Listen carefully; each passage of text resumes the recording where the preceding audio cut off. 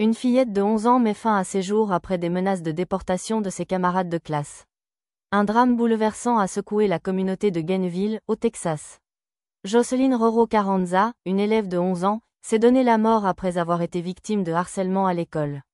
Ses camarades l'auraient menacé d'appeler les autorités pour faire expulser sa famille, selon les informations rapportées par Médiaité, qui a été le premier à diffuser l'information. La mère de la jeune fille, Marbella Carranza, a confié à Univision que Jocelyn avait été la cible de harcèlement répété. Elle a signalé à plusieurs reprises ces menaces à l'administration scolaire, mais aucune action concrète n'a été entreprise, a-t-elle expliqué à Univision, citée par Médiaité. Face à cette situation angoissante, l'enfant avait même commencé à consulter un conseiller scolaire à plusieurs reprises. Mais les responsables de son établissement n'avaient pas jugé bon de donner suite à ses plaintes.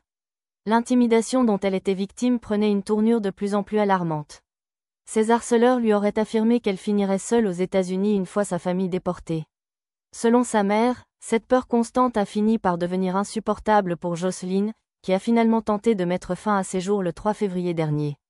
Transportée d'urgence à un hôpital de Dallas, elle est décédée le 8 février, a rapporté Médiaité. Ce drame intervient dans un climat politique tendu, où les politiques d'expulsion sont particulièrement agressives.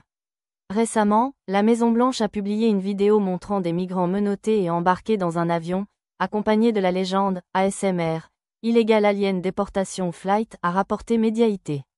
Cette mise en scène cynique renforce un sentiment de peur parmi les communautés immigrées et pourrait encourager des actes de harcèlement similaires à celui qui a poussé Jocelyn au désespoir. Pour Marbella Carranza, la douleur est immense. « J'ai attendu un miracle pendant une semaine, mais malheureusement, rien n'a pu être fait, a-t-elle déclaré à Univision, citée par Médiaité. Elle espère maintenant que l'histoire de sa fille servira à sensibiliser sur les dangers du harcèlement scolaire et l'impact des discours hostiles envers les immigrés.